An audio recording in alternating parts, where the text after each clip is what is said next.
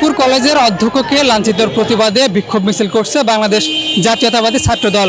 অভিযোগ রয়েছে গতকাল মিরপুর কলেজে ঢাকা এই আসনের যিনি এমপি রয়েছে মীর আহমেদ বিন কাসিম, তিনি এবং তার লোকজন মিলে অধ্যক্ষকে লাঞ্ছিত করেছে এবং নানা প্রকারের ভয়ভীতি প্রদর্শন করেছে। এর প্রতিবাদেই মূলত আজকে বাংলাদেশ জাতীয়তাবাদী ছাত্রদল কেন্দ্রীয় সংসদের উদ্যোগে মিরপুর কলেজের সামনে থেকে বিক্ষোভ মিছিল অনুষ্ঠিত হচ্ছে। বিক্ষোভ মিছিলে উপস্থিত রয়েছেন বাংলাদেশ জাতীয়তাবাদী ছাত্রদলের কেন্দ্রীয় সভাপতি রাকিবুল ইসলাম রাকিব এবং সাধারণ সম্পাদক নাসির উদ্দিন নাসির।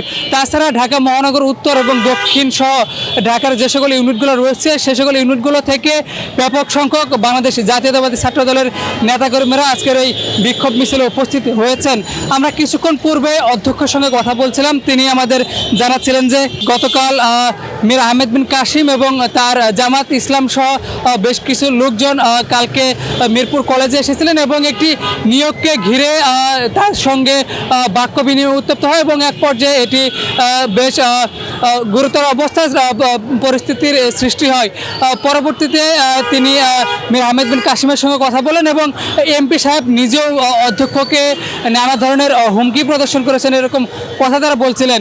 মূলত জামায়াতের এমপি এবং জামায়াত ইসলামের সদস্য কিছু কর্মীর দ্বারা যে কলেজের অধ্যক্ষকে লাঞ্ছিত এবং হুমকির প্রতিবাদেই ছাত্রদলের আজকের এই বিক্ষোভ মিছিলটি মিরপুর কলেজের সামনে থেকে শুরু হয়ে মিরপুর 10 নম্বর গোল চত্বর হয়ে আবারও মিরপুর কলেজের সামনে এসে বিক্ষোভ মিছিলটি শেষ হয়।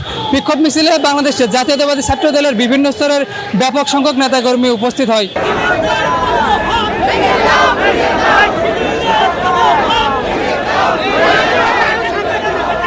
মিরপুর কলেজে